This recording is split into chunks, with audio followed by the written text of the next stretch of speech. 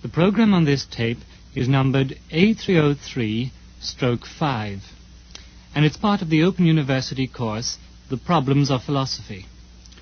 It is linked with Units 7 to 8 of that course, and its title is A Debate on the Existence of God. This program is edited from a famous radio discussion between Bertrand Russell and F.C. Copleston, S.J. This discussion is reproduced in full in the set book The Existence of God, edited by John Hick. The program is introduced by Stuart Brown, Senior Lecturer in Philosophy at the Open University. The BBC production is by Richard Callanan. The program starts after the tone signal with the voice of Stuart Brown. Its approximate duration is 19 minutes.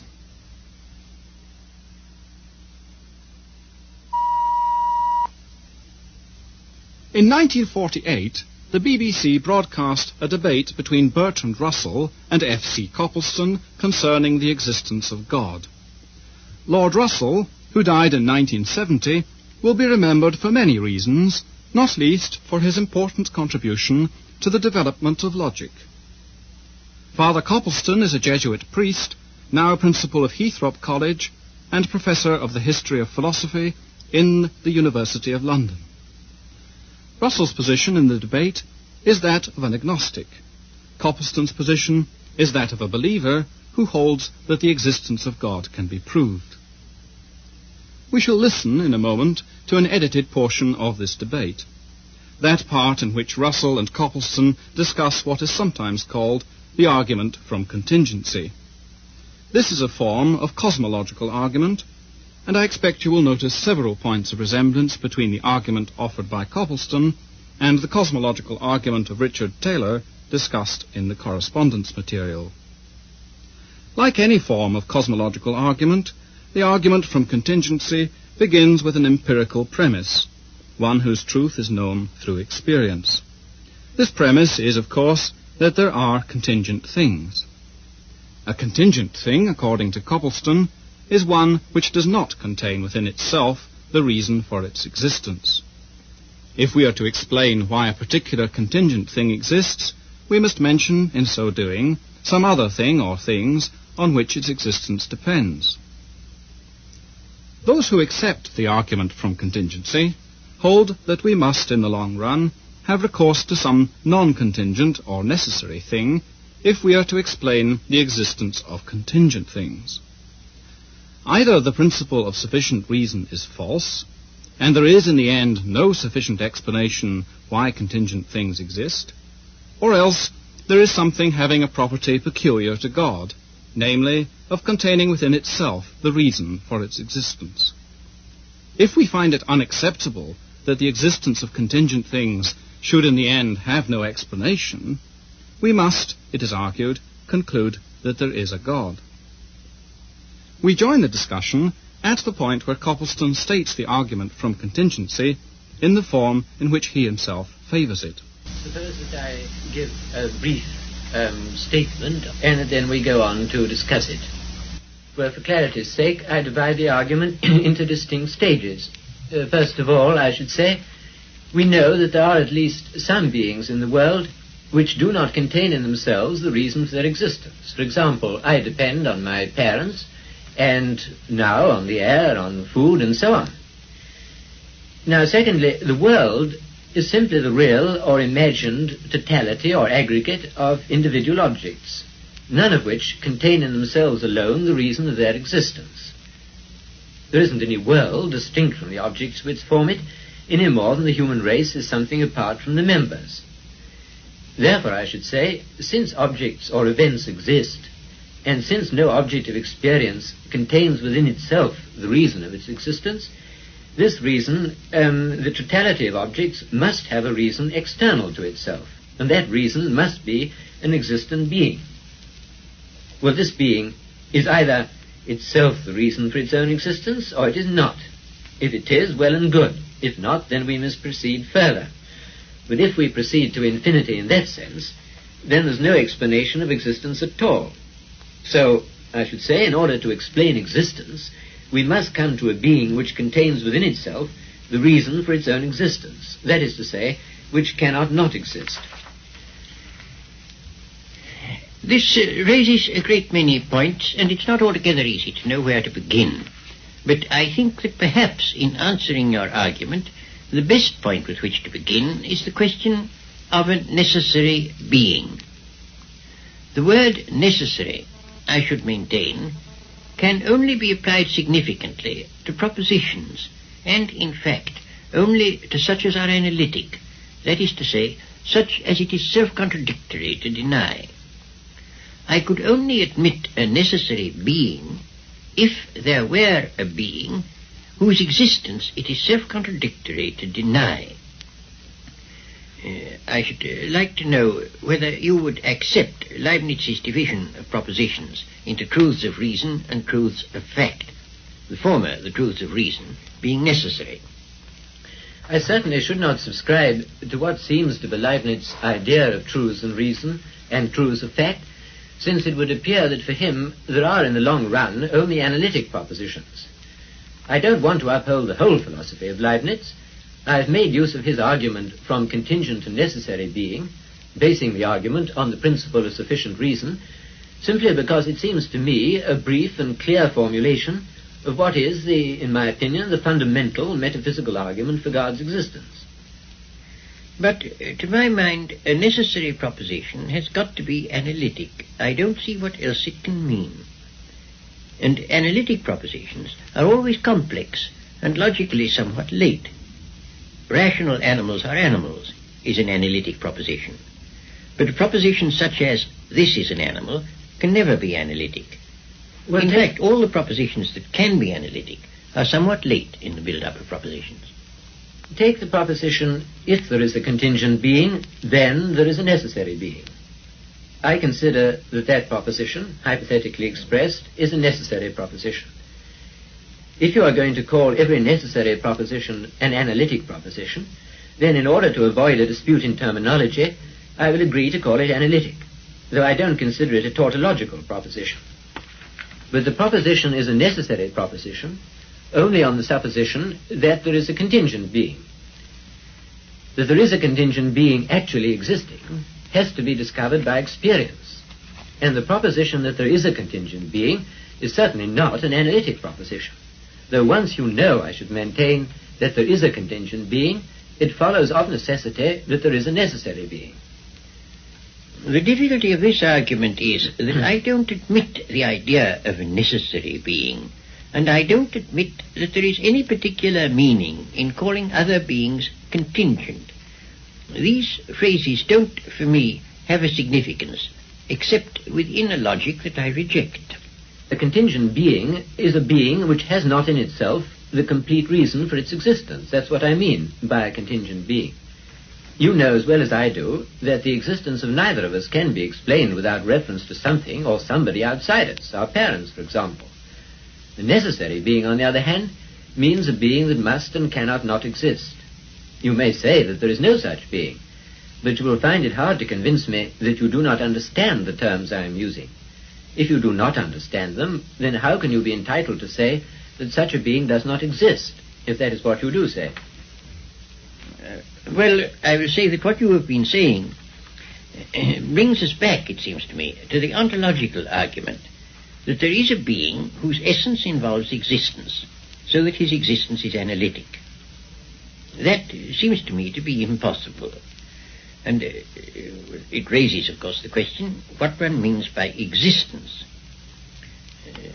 And as to this, I think a subject named can never be significantly said to exist, but only a subject described, and that existence, in fact, quite definitely, is not a predicate. Well, you say, I believe, that it is bad grammar, or rather bad syntax, to say, for example, T.S. Eliot exists. One ought to say, for example, the author of Murder in the Cathedral exists. Are you going to say that the proposition, the cause of the world exists, is without meaning? You may say that the world has no cause, but I fail to see how you can say that the proposition that the cause of the world exists is meaningless. Put it in the form of a question. Has the world a cause, or does a cause of the world exist? Most people surely would understand the question, even if they don't agree about the answer. Certainly, the question, does the cause of the world exist, is a question that has meaning. But if you say, yes, God is the cause of the world, where using God as a proper name, then God exists will not be a statement that has meaning. That is the position that I'm maintaining. And therefore, it will follow that it cannot be an analytic proposition ever to say that this or that exists. And take, for example, suppose you take as your subject the existent round square. It would look like an analytic proposition that the existent round square exists. But it doesn't exist. No, it doesn't. Then surely you can't say it doesn't exist unless you have a conception of what existence is. As to the phrase, existent round square, I should say that it has no meaning at all. I quite agree. Then I should say the same thing in another context in reference to a necessary being. Well, we seem to have arrived at an impasse. To say that a necessary being is a being that must exist and cannot not exist has for me a definite meaning. For you it has no meaning. Well, we can press the point a little, I think. A being that must exist and cannot not exist would surely, according to you, be a being whose essence involves existence. Yes, a being the essence of which is to exist. But I should not be willing to argue the existence of God simply from the idea of his essence, because I don't think we have any clear intuition of God's essence as yet. I think we have to argue from the world of experience to God. Yes, I quite see the distinction.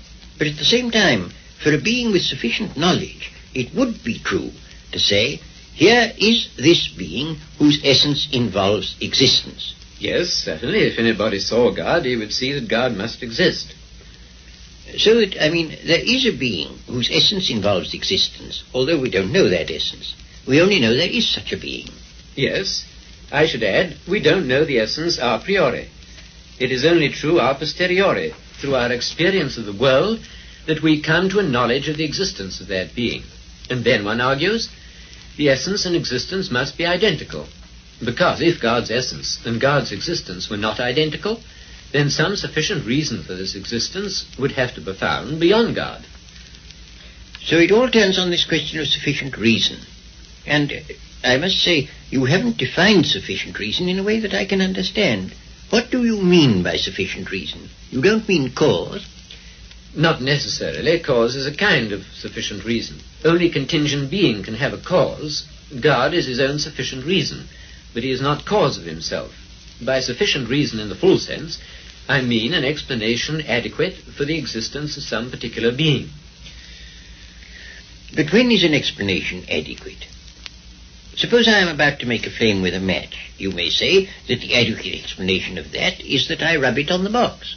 Well, for practical purposes, but theoretically that's only a partial explanation. An adequate explanation must ultimately be a total explanation, to which nothing further can be added. Then I can only say you're looking for something which can't be got and which one ought not to expect to get. To say that one has not found it is one thing. To say that one should not look for it seems to me rather dogmatic. What I'm doing is to look for the reason, in this case the cause, of the objects, the real or imagined totality of which constitute what we call the universe. You say, I think, that the universe, or my existence if you prefer, or any other existence, is unintelligible. I shouldn't say unintelligible. I think it is without explanation. Intelligible, to my mind, is a different thing. Intelligible has to do with the thing itself, intrinsically, and not with its relations. Well, my point is that what we call the world is intrinsically unintelligible apart from the existence of God. You see, I don't believe that the infinity of the series of events, I mean a horizontal series, so to speak, if such an infinity could be proved, would be in the slightest degree relevant to the situation. If you add up chocolates, you get chocolates after all, and not a sheep. If you add up chocolates to infinity, you presumably get an infinite number of chocolates. So if you add up contingent being to infinity, you still get contingent beings, not a necessary being. An infinite series of contingent beings would be, to my way of thinking, as unable to cause itself as one contingent being. However, you say, I think, that it is illegitimate to raise the question of what will explain the existence of any particular object. It's quite all right if you mean by explaining it simply finding a cause for it.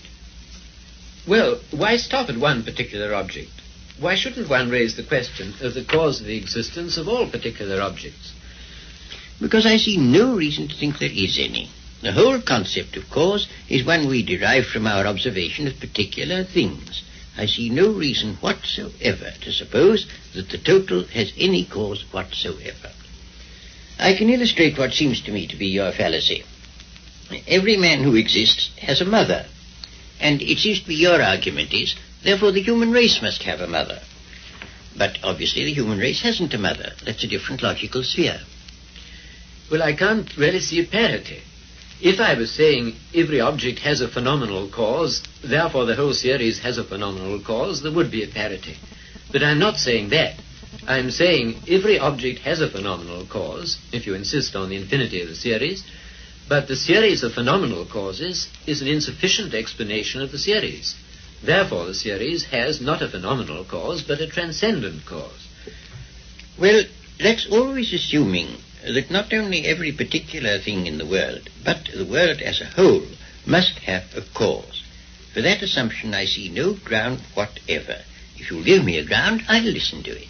Well, the series of events is either caused or it's not caused. If it is caused, there must obviously be a cause outside the series.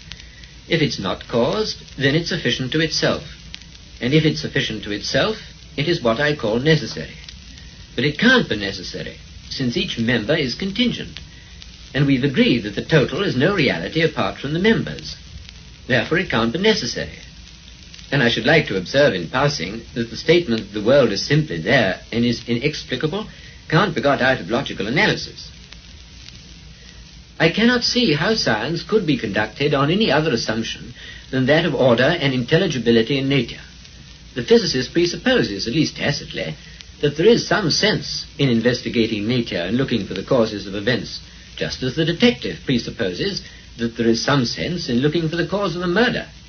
The metaphysician assumes that there is sense in looking for the reason or cause of phenomena, and not being a Kantian, I consider that the metaphysician is as justified in his assumption as the physicist. When Sartre, for example, says the world is gratuitous, I think that he hasn't sufficiently considered what is implied by gratuitous. I think there seems to be a certain unwarrantable extension here. The physicist looks for causes. That does not necessarily imply that there are causes everywhere. A man may look for gold without assuming that there is gold everywhere. If he finds gold, well and good. If he doesn't, he's had bad luck. The same is true with the physicists look for causes. As for Sartre, I don't profess to know what he means, and I shouldn't like to be thought to interpret him. But for my part, I do think the notion of the world having an explanation is a mistake. I don't see why one should expect it to have. Your general point, then, Lord Russell, is that it's illegitimate even to ask the question of the cause of the world. Yes, that's my position. Well, if it's a question that for you has no meaning, it's of course very difficult to discuss it, isn't it? Yes, it is very difficult.